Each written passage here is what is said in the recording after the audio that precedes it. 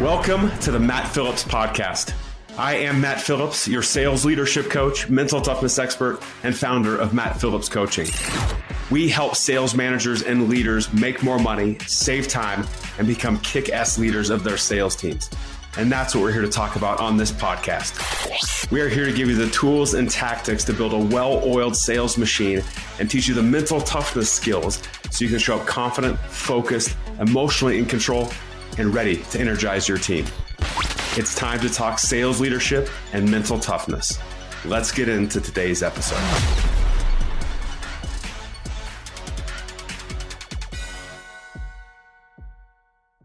Welcome everyone to today's podcast. It is Matt Phillips, and I am sitting right next to my very special guest that I'm going to share a lot about our history together and how I got to know him. And, before I get into his background and introduce you to Leo Cantu, there's certain people in your life that if you start asking the right questions, you start learning a lot about them and their past and the journey they've been on. And to give you a little context on how I got to know Leo, we moved into a house in Parker, Colorado in 2009. And we moved next to these two individuals, Leo and Dana, where they were the nicest people in the world, very welcoming to our family. And over those years, we just got to know them very well. So when we moved back to Denver and got to move into Parker, Colorado, lo and behold, I get to sit and get to know Leo and his wife, who have amazing stories, amazing backgrounds. And still to this day, even though we moved a number of years ago to a different house in Denver, we still go out to dinner and get to hear more of the stories. So I'm going to dive into Leo's story. And here's the deal. We go to dinner every couple months. And Leo and I, while the girls are talking, Leo and I are talking everything business and leadership and discipline. And I get to learn stories after story about him and learn from that and grow from that. And we decided one day during one of our dinners just a month or two ago that I asked Leo, I'm like, do you want to be on the podcast? Like, we have to take our dinner conversations and make them live for everyone to hear. And that's why I'm sitting with Leo today. Before I introduce Leo, he's sitting here listening to me drub on and on. But a little background, and you can go check out more of his bio. But when I describe Leo, I say he was in the car business. He is a car guy. He just grew up in that world. He owned multiple dealerships. He evolved himself through the dealerships. He also launched an employee assistance program. He's launched office companies in malls. He's owned businesses. He's ran businesses. He's maximized the potential of the people within these businesses.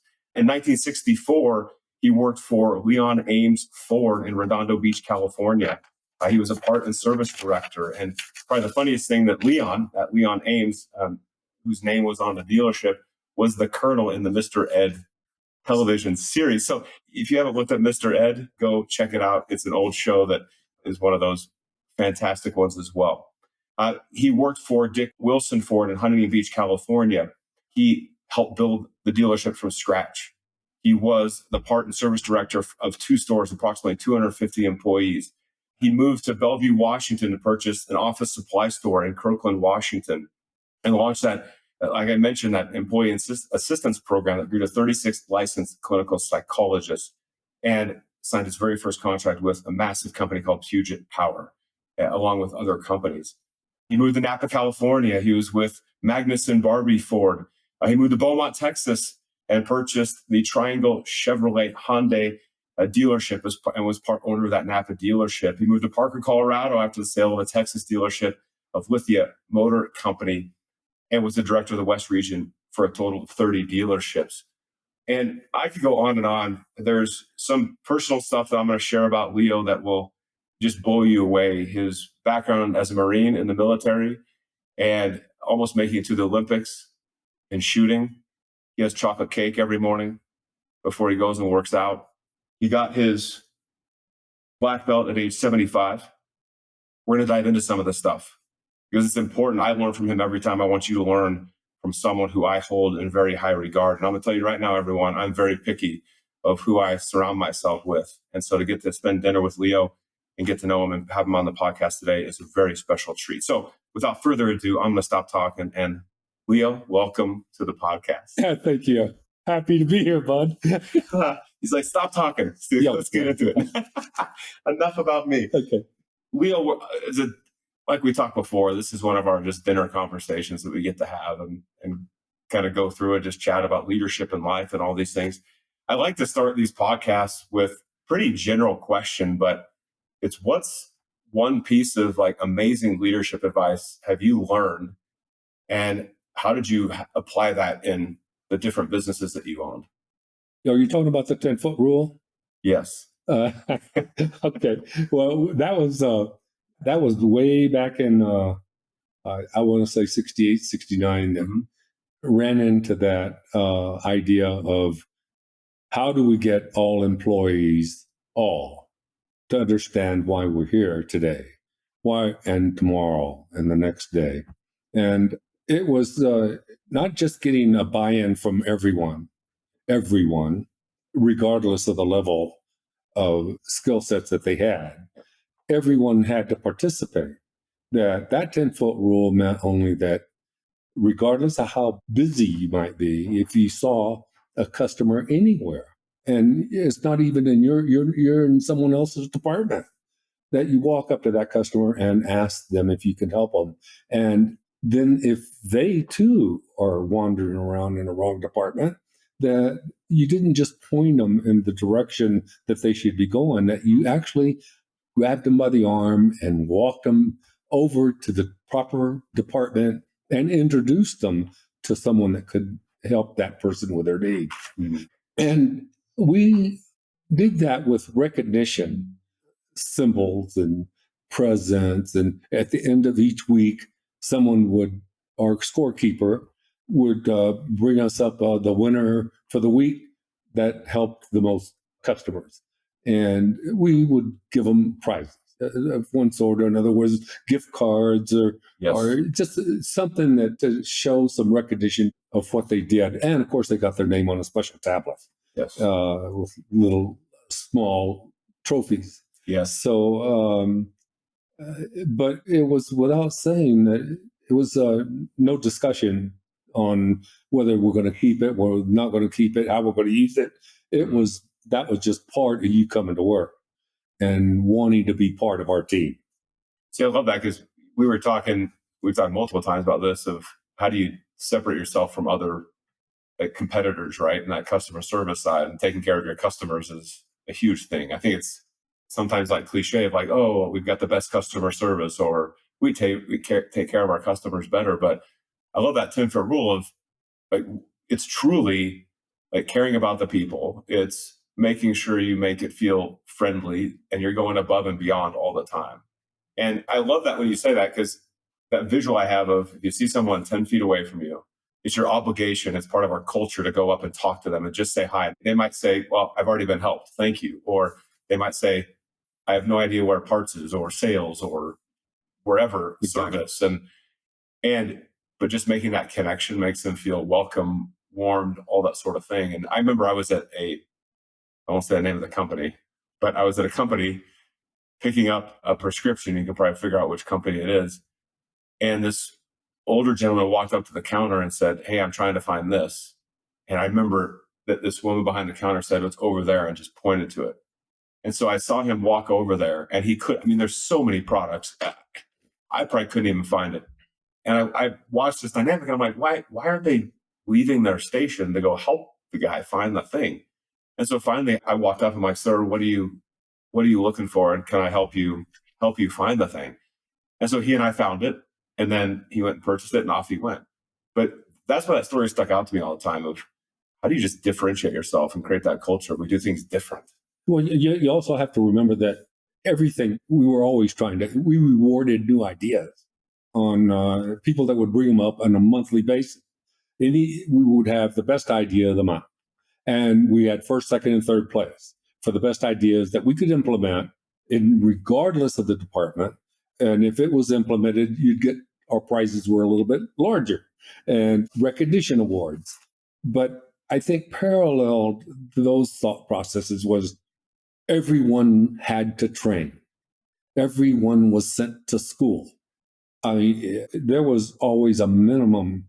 We had an OnStar program on the facility that came in a little bit later in life. Yes. But when it did show up, we actually, where we could train people out of our store because we had a special room allocated with all the technical work and equipment required to talk and get your schooling in your class with the instructor being in Detroit. Yes. And so that allowed us to even train. There was always someone, or more, there was always 3 or more employees in that room taking classes. That consistency. We had, and were recognized even in the late 60s as having the most masters on board in our store.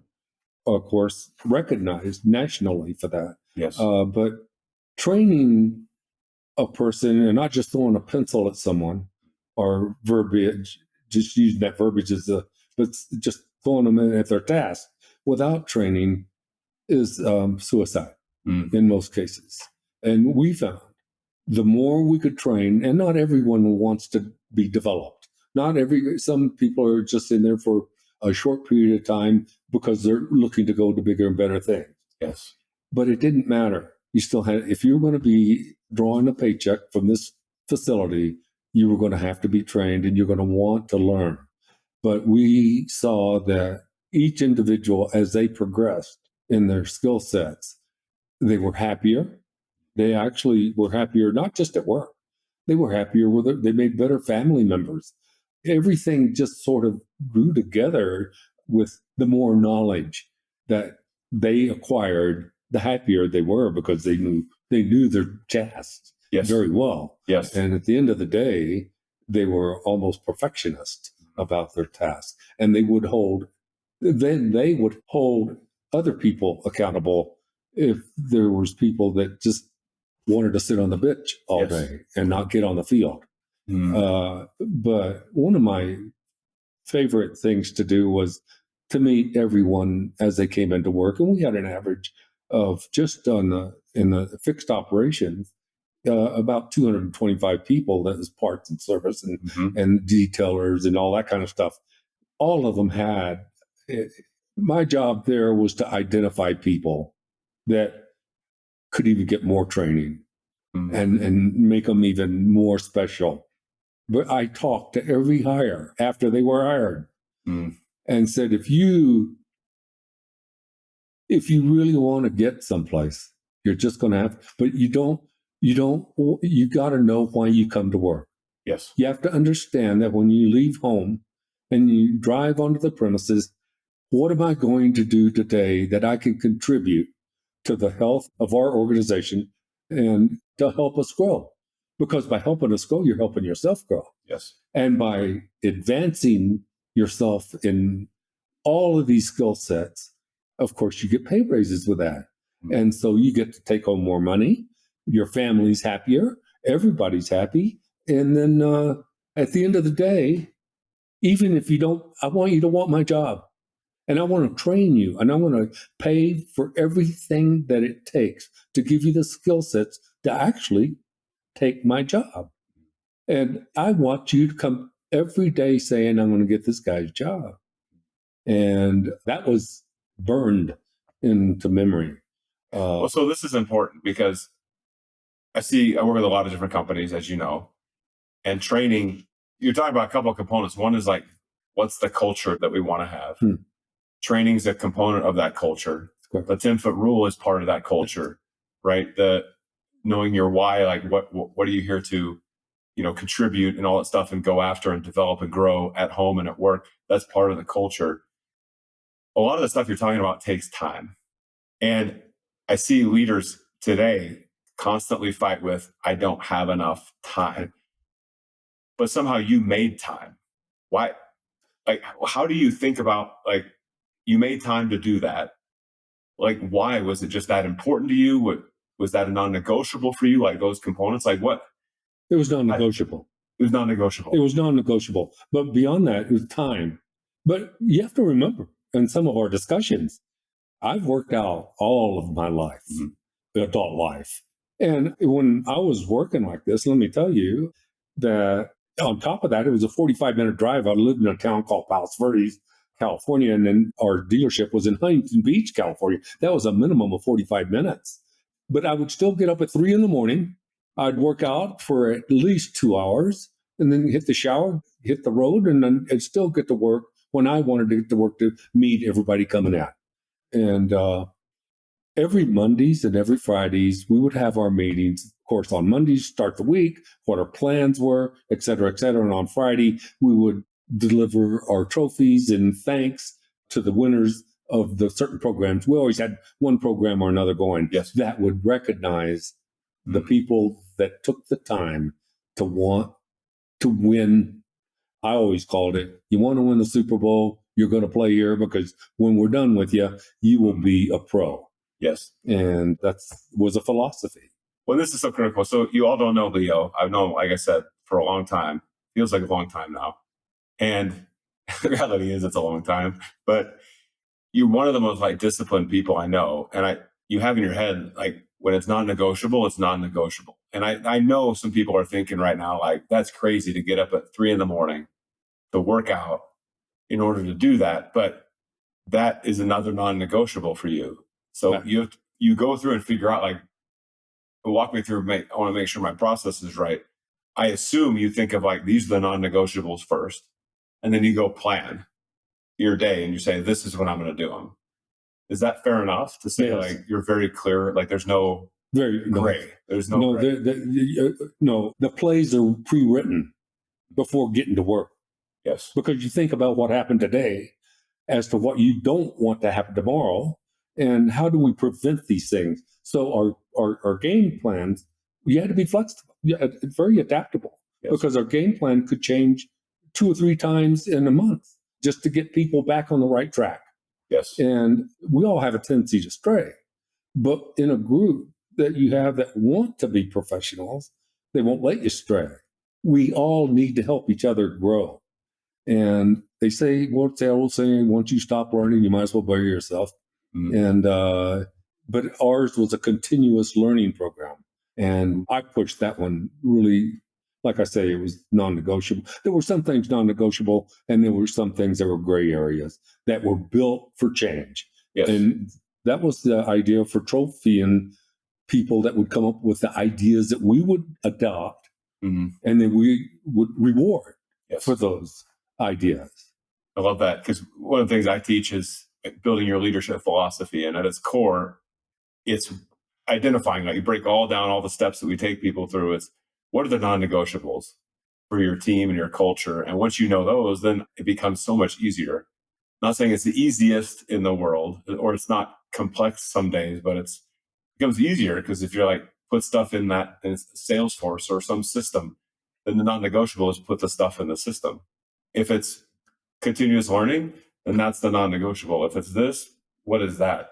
Assuming they add benefits, right? They're very beneficial to people. But 2 things that stuck with me that I'd like to add to what you're saying. Please. Is 2 of the most important things that I learned very quickly.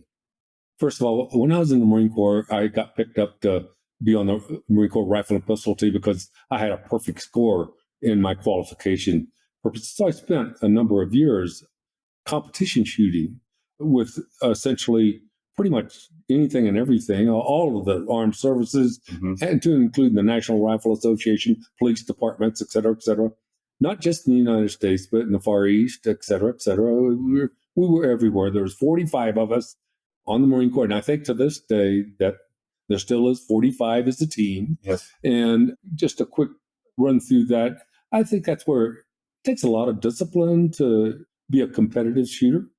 To give you an idea, all of our matches throughout the year culminated in the what we call the Nationals at Camp Perry, Ohio. And then that every 4 years goes to the Olympics, the winners. Yes.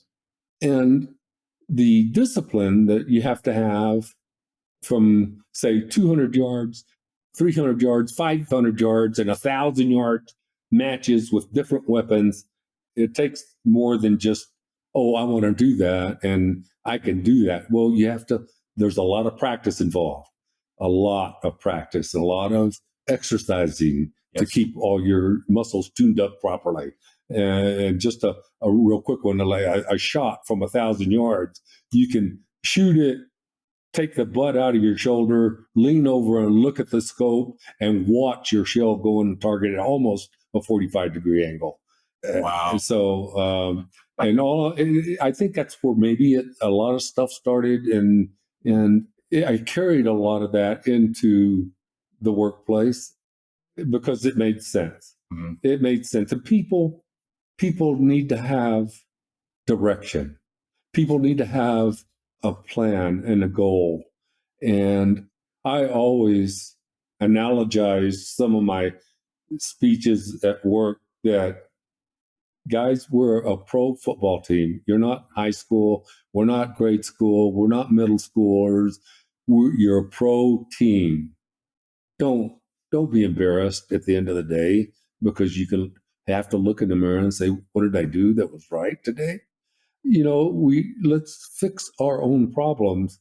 I'll help you if you find difficulties in finding yourself unable to find your way back to the right path.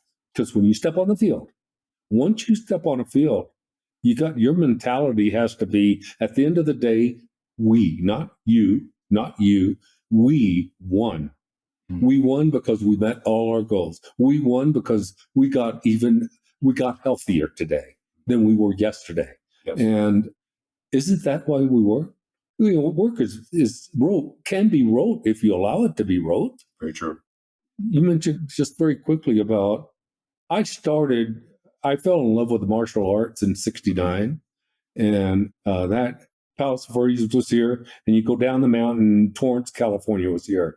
And Chuck Norris had a studio there. It's one of his first studios. And I went in there and I signed up. And if you were to meet Chuck Norris, you would say, I've never met a kinder, more humble individual than this kind of guy. But the minute he put his uniform on and you got into a sparring match with him, I guarantee you just didn't want to walk. You knew if you touched him, you weren't going to walk out. They're going to carry you out. But he was just like I say, a very kind. I was able to do it for 2 years, and then things got busy at work, and we bought another store at the Inglewood Airport, California, and that was also a very large one. As a matter of fact, we had three chefs working that store. Wow. Because of the airport service work that they gave to the store that we went after. Mm. And anyway, so that's a lot of people. Yes. And it became so busy, something had to give. And so I gave that up, and I carried that because it's one of the very few things that I started and never finished. And I carried that with me. And then when I was already retired here in Colorado, I was sitting in a corner and I was saying, do I have what it takes to finish? Can I get my black belt, which I always wanted? And I went to the master here in Parker that ran this Academy of Martial Arts. And I walked in on a Friday, and I looked at me and I said, I'd like to sign up to get my black belt here. And can you help me with that? And he looked at me, he says, how old are you? And I said, well, 73. And I said, he said, do me a favor, come in here Monday morning and I'm going to test you. And then I'll tell you whether we can do it for you or not. Mm. Because you're right on the border of your age. And so I showed up on a Monday, and I took my test, and he looked at me and says, you know what? He owned that martial arts store. He says, that Masters, I'm going to take you on, and I'm going to lead you to your black belt. And it was all in private lessons, except the portions that require working out and with sparring and stuff like that with the rest of the students. I did that for 2 years. This is 14 belts in 2 years, which normally takes an individual 4 years. It's a 4-year program. Mm-hmm. But my workout schedule was from 7 in the morning till 2 in the afternoon. And all I had was water breaks, nothing in between. And I did that for 2 years, and I got my black belt at 75. Their oldest Amazing. And I walked out. I didn't crawl out. Didn't no. With crutches. You're right. So, and to this day, I have never been on prescriptions of any kind. I've never done anything. I was a smoker. I was a smoker. And as a matter of fact, Master Luft looked at me at the end of the first month. He says, "You're a smoker, aren't you?" I said, "Yes, I am." I said, "That's a pack a day for over 50 years. And he says, "You have a choice, Leo. You can stay in this program because the program will kill you. You can stay in this program and I'll get you your black belt, but you have to put it down." And it took me, as a matter of fact, it was a couple of months. And on Christmas Eve of 2014, I put it down cold turkey. And I never have looked back, ever. And I ran into this. You're not going to, I got to put this side note in. I was doing some business in Taiwan for some, when I had moved to Seattle, before I bought the stores that I wanted. And the guy wanted me to do a favor and go to Taiwan and see if I could sell him the Western bituminous coal to Taiwanese government. Because that's the kind of coal they were using in those days. I think do today. So I jimmy over, I fly out to Taiwan, and I've got all my credentials in place from the coal miners that are wanting to sell coal to the Chinese. Yes. And there was this general there that was kind of like my aide, assigned to me as an aide. And he would drive me all around. The only Mercedes limousine in Taiwan, and I had to look at people that didn't have that, just was staring at the car. We had bulletproof windows. Exactly. But anyway, it all over the place. And this man would light his cigarette in the morning one time and never have to light another cigarette after that. He would go through 10 packs of cigarettes a day from the time he got up till the time he went to bed at night. 10 packs. Now, please tell me what you think the name of those cigarettes were. And this guy was like, I want to say 83 in his early 80s. Really? Long Life. That was the name of the cigarettes. What a branding play. What a branding play. That's hilarious. Cigarettes. That's so funny. So I love this. So for those of you who didn't hear it, Chuck Norris, if you don't know who Chuck Norris is, go watch a movie and just Google him and you'll see many, many, many movies with Chuck Norris. That's crazy. You were one of his first pupils. And then many years later at 73, you decide to go back and you get your black belt by 75. And they're downstairs. I've seen the belts. But 14 belts. 14 belts are on the wall downstairs. Why? What gave you the mentality? Why? Why was because I never completed it. One, I created a passion for it when I first started with Chuck Norris. Chuck Norris is the reason why I wanted to do it again. I didn't want to leave this planet with that impression in me that I didn't complete what he wanted me to complete. And yes, and I didn't. I couldn't. I put business ahead of everything at that point. For all you sales managers and leaders out there, I wonder if you've ever thought the phrase, "Why in the world did I sign up for this?" I know I have. And the reality is that leading a team of salespeople can be challenging, right? Just figuring out how to motivate each person and keep the pipeline full and just dealing with the pressure of delivering the month after month results that your company's requiring. And call me an optimist, but amidst the challenge, amidst sometimes the frustration, we have this opportunity in front of us to really impart our knowledge, right? And to leave that legacy on our team and just achieve next level results. And that's why today I want to personally invite you to our free masterclass training, where I'm going to share the exact secrets, the exact framework that I teach sales leaders around North America to help just take you to next level results for you and your team. And it's actually the exact framework that I taught one of my clients who over a 12-month period tripled organic revenue growth and increased margin by 30%. So I want to invite you to that masterclass. You can click the link below or head over to mattphillipscoaching.com/webinar. and can't wait to see you in the training. Well, I think it's such a cool story though, because as I record this, I'm 45 years old and there's stuff I want to still do in life and all that sort of stuff. And I honestly look at you as like, well, my gosh, if Leo can do that at 75 years old or 73 years old, like it's all perspective. It's right. I look at that and I'm like, well, why can't I do this or that or go through this or be more disciplined? And because if you have that passion, like why not go back to it, right? And complete the things that I think we all have things floating around our heads of like we should have done this or we wanted to do this. And Exactly. And then we just give up because we think we're too old or too busy or it's like, no, but you can. Exactly. Maybe you have to wait till retirement, but you can still do it. Exactly. And in the meantime, throughout that whole history, you were working out consistently though. That's right. It's like that's the key. That was still one of those non-negotiables that I want to be in shape to show up your best. And then that led you to be able to do the thing. One of my goodies there, if you could, 2,000 sit-ups on Monday, Wednesdays, and Fridays, along with my other workout. I had to use a pillow to keep from getting blisters on my butt. And, that's a lot of sit-ups. But do you know how long it takes to do 2,000 without stopping, 2,000 sit-ups and not get bored and not get, what am I doing here? Why am I doing this?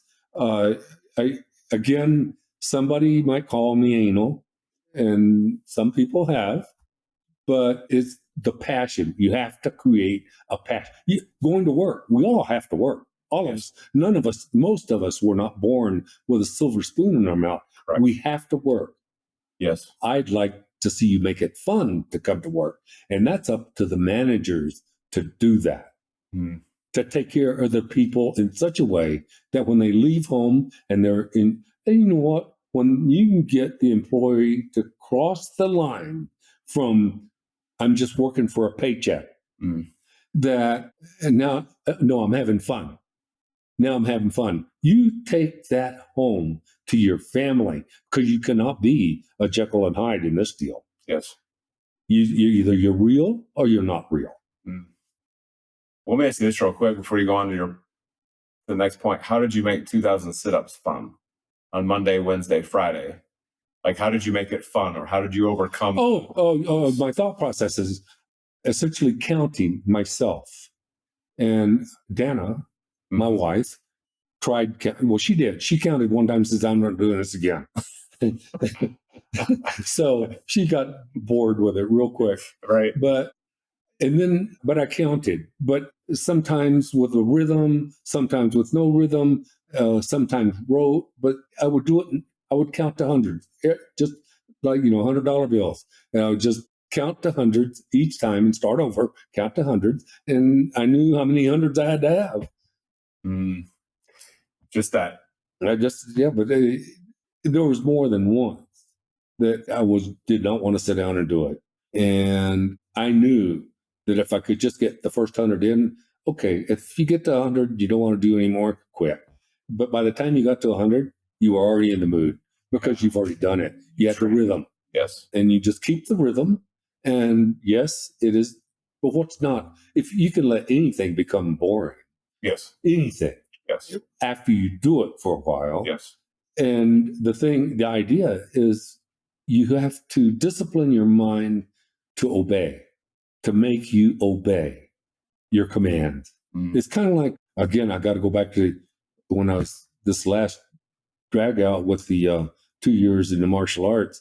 That is very rote after a while. Yes. You can figure, because you do, for example, thousands and thousands. In 2 year time, there's gazillion thousands of kicks that you deliver. Yes. One of the workout programs there for the kicks was they have to be shoulder high, and you do 20 kicks as fast and hard as you can while your master's holding the bag.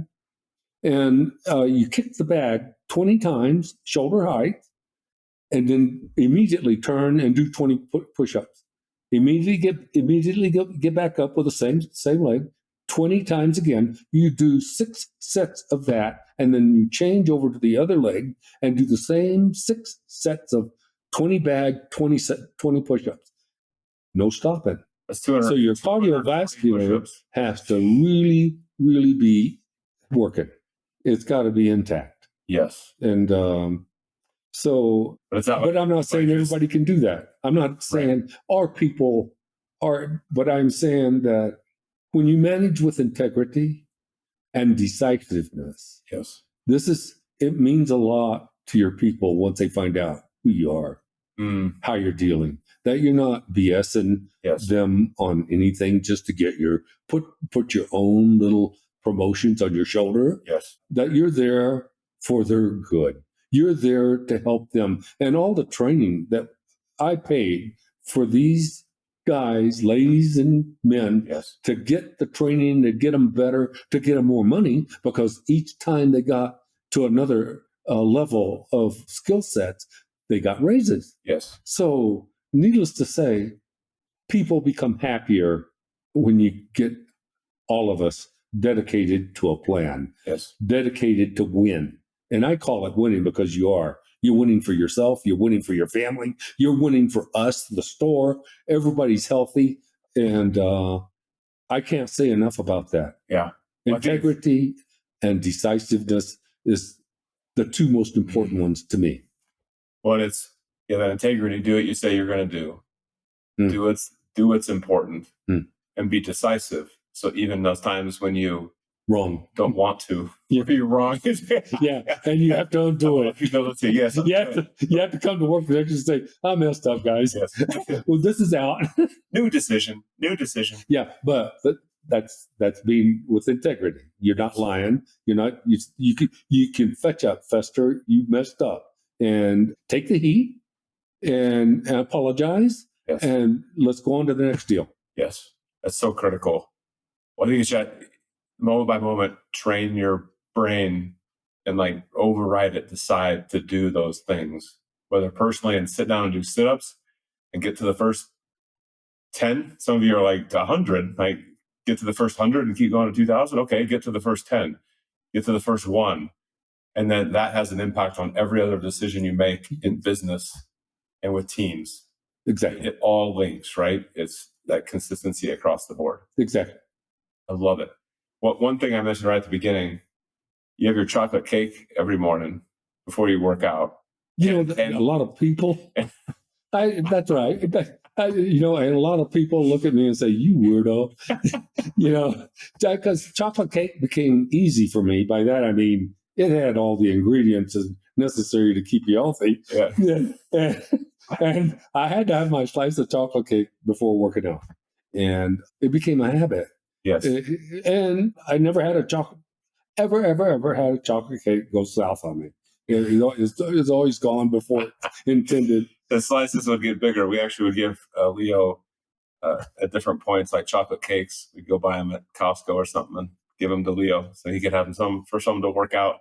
For those of you who are practical, actually, my wife read a book that if you eat something sugary and then go work out right afterwards, your blood sugar levels out. So you don't get this huge blood sugar spike. So for those of you trying to lose weight, let's make it practical. Eat your cake and then go do some more push-ups or something. Go work out for a little bit. It'll help with that stuff. I think that's huge. Who was one, you crossed paths with a lot of people in your career, right? Owners of these businesses, partners of yours. I mean, Lee Iacocca, we were talking about sitting across the table from him, at dinner a couple months ago. Who was one really impactful leader that you had in your life, like any part of your life, and what did he or she teach you or help mold you to become who you are? Lee Iacocca, because I met with him several times. I was for a couple of years the Western Regional representative for all the stores on the West Coast. That represented those dealerships in Detroit for problem solving. So I'd collect all the problems from all the dealers, and then I'd go up, and Lee Iacocca would sit. We had a round table, and so all the regional managers were there, and then Iacocca would hold the meeting and wanted to know what his store could do to improve our lot out in the field and the Ford dealers versus the manufacturer. Yes. So he impacted me a lot because of the fact that he approached things in a humble way, and he tried to always shoot. He was a straight arrow.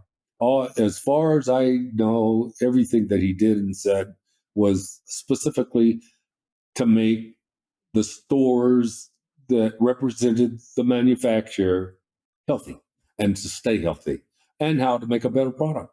Yes. If you remember that when I started, the 64 Mustang came out, and that's what made Ford. Yes. But that's the other person that I was impressed with was Chiang Ching-kuo, the president of Taiwan. I had many meetings with him in trying to get him to buy the Western coal from the United States. And in that process, I had the FBI at that time was tracking what I was doing. The CIA from South Korea was tracking me to see what I was doing. And it was the cupcake dance. It wasn't a dance, let me put it that way. It was something I've never done. And I learned a lot real quick. But Shang Xing-kuo, Iacocca, Chuck Norris, and his belief and his discipline in all, there's 10 degrees. The 10th degree, there's 10 degrees in Taekwondo. In those days, it was called Tang Sudo. It's now Taekwondo. But there's 10 degrees in the belt, first degree black to 10th degree black. Well, you cannot ever, no matter how hard you work, earn the 10th degree belt. They give you your 10th degree in your coffin when you die. Yes. So, but you can get up to 9 degrees, and you don't really start learning what the martial arts is about till you get to about your 5th degree black. Why are you doing this? We all have different answers. Why are you torturing yourself like this? Yes. But you don't really start understanding why you're there until later on. When everything is so automatic, it's automatic. It's like you don't even have to shift gears anymore. Yes. Everything becomes literally automatic. And that's where Chuck Norris was. Everything was automatic. Yes. Bruce Lee, automatic. They did movies together and that kind of stuff. Yes. Very few people want to win a Super Bowl. Most people, managers especially, are in it for the money, in it for self-recognition. Their self-esteem usually is pretty low in a lot of areas. And managing people isn't an art to them. It's extremely poor delegating skills because they want to hold on to the power. Yes. And they're afraid to share and teach other people their job. And when you lose the abilities to delegate in a busy place, you lose. Mainly because the store that you're working for is losing, or the business that you're working for is losing, because of the fact that you do not want to share your power. And essentially, managing is all about sharing. It really is. And the more you share, the brighter your people become.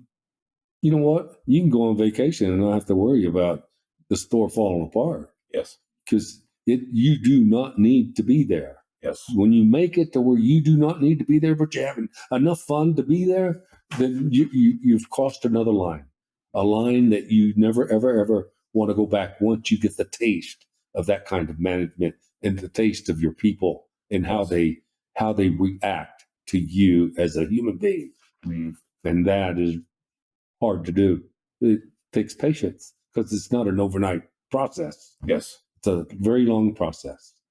Well, I feel like it's interesting because when you and I stood many a times on the fence between our houses, and you'd always ask about how things are going with the business. And those of you who don't know, Leo's seen it from day one. He's seen it from day one until what it is today. And we had many a conversation of Leo would ask me, like, well, how's it going? And we had many conversations of some days good, some days, oh no. and I had to make decisions and to keep the business alive and all that sort of stuff. And I always remember, because you always cared about where we were at as a family, but where the business was at. But there was always this underlying like smirk on your face, like this smile, because it's like you knew, it's like you already see, if I would have kept going, like you already know I'm going to discover that why. And that always stuck out to me, because I'm like, it's almost like Leo knows something I don't know. And I'm still in the phase of training and it hasn't become automatic yet. And the why of like, I'm very close to it. I know why I do it, but it's going to be, you already see it, I think. And even in my business, even though you don't know what's coming, but there's always this smirk on your face, right? I know what's coming, and just stick with it and persevere and get up and be disciplined and train and do your thing, and you will get those steps forward. I always remember that about you, and always love that about you, and appreciate that about you. And I'm going to say you're welcome. No charge. No charge. My bill is piling up. But that's the power of like when you meet someone that you don't know anything about. If you just start getting to know them and ask questions, it's pretty cool what you learn. And like that Taiwan story, I haven't heard that one before. So there's always like something else, right? That I love. You know, one of another important thing that I think is that if you're a manager and you care about your people, I can remember my first 2 weeks with Lithia Motors, got hundreds of stores.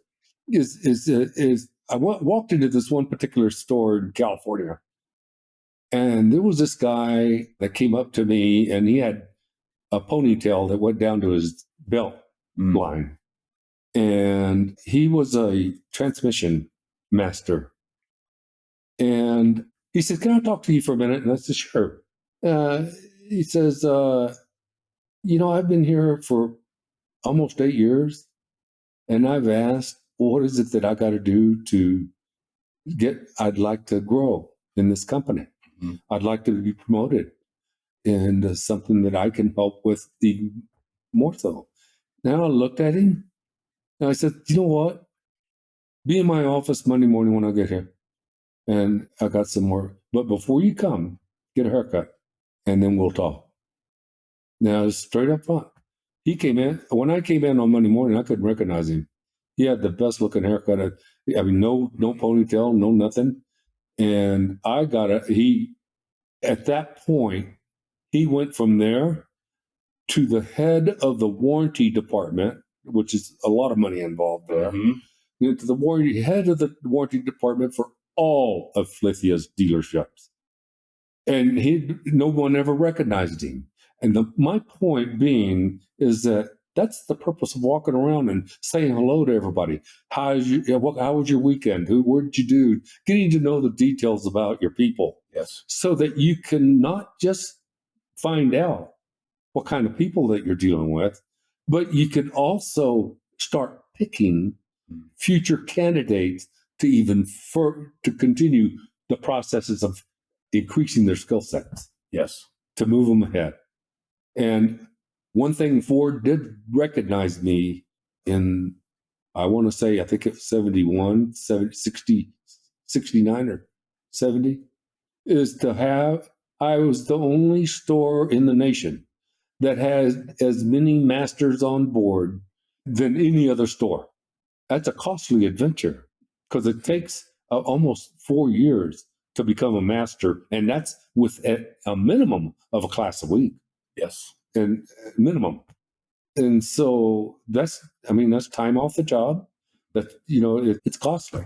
Yes. And some people would say, "Wait a minute, Leo, haven't you thought this out?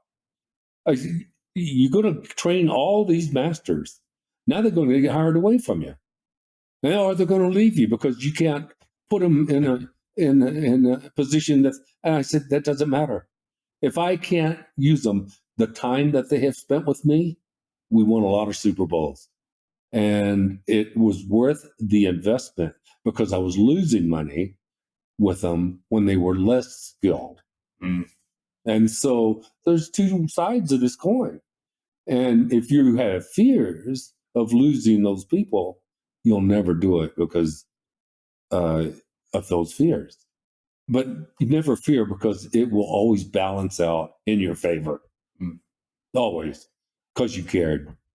Yes. And to this day, I still get calls from people to say, hey, found out where you're at. Yeah, now I'm not working. I'm retired. They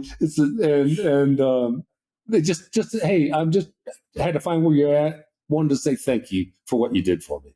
Mm-hmm. There's still people that remember. And not that you wanted to be remembered. It's just part of life. Yes. Caring for someone whenever you're on the same playing field. Yes. And if you get hurt, I got to fix you. Yes. Yes. And the other thing is that if you had to fire someone, for me, that's kind of a death knell for you because it's your fault. You had to fire.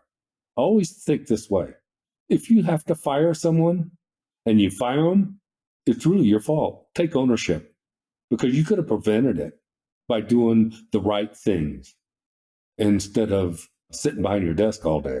Yeah.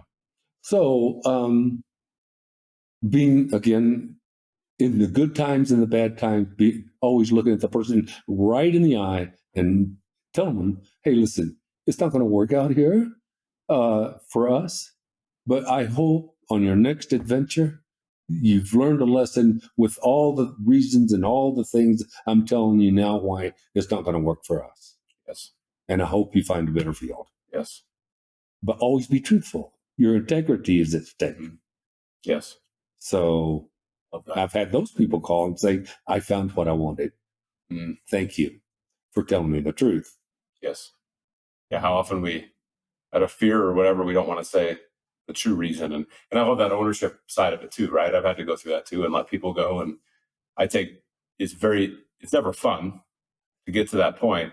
But I think that's the hardest thing for me. I'm like, at that self-reflection of what could I have done different to prevent this from happening? Well, sometimes you can and sometimes you can't, but it's that personal look inside first. Like, what do I need to fix? And number one. And number two, if you do it any other way, the person you're delivering the message to, they're not dumb. Yes. And don't ever put them in that corner to where they don't understand because they don't need to understand. I just got to tell them the way it is. But remember is that if you take something away, give something back. Let people walk in or out with their head held high. Like I say, if you're going to take something from them, give them something back on the way out to make them feel good. Yes, that's very about true. Themselves. Yes, that's very true. I love it. This time's gone very fast. You said that. I said that these always go so fast. And I think your wife and the dog are going to be back here soon anyway. So it's not to have, I'll be attacked by the dog here coming up. So, or licked to death by the dog. I can't thank you enough for doing this. My pleasure. So much fun. Yeah, I always have fun regressing a little bit. Yes. And yeah, last thing before we go, just again, it's not just thank you for this, thank you for everything. Because what you mean to me in my life means a ton to me. You've impacted my life substantially. So thank you for that. Thank you. Yes. All right, everyone. That's our podcast for today. Nuggets laid down. So hopefully you listen, take some notes, write this stuff down, get up tomorrow morning, start and just get those 10 push-ups done or 10 sit-ups done and just chip away on that discipline and integrity and learn from Leo, learn from others that are around you, be curious, ask questions, care about your employees, about your family, about your neighbors, about those individuals that cross your path every single day, and just watch every part of your life flourish and grow. And you become, honestly, the person that you want to become. So with that, we sign off for today. We'll see you on next week's podcast. Thanks, everybody. Thank you for joining us today on the Matt Phillips Podcast. If you are like us, we know that you are here to do great things, to become the sales leader that makes things happen and drives big-time sales results. We know you have that big vision, and we are here to help get you where you want to go. We're here to help you develop that like unstoppable, rock solid leadership skill set and help you train to master the one true differentiator, mental toughness. We would love to be part of your journey. So if you are ready, head over to mattphillipscoaching.com and check out the ways that we can help. As always, please share this episode and make sure you subscribe by clicking the button below. Thank you again. And now, go crush the day.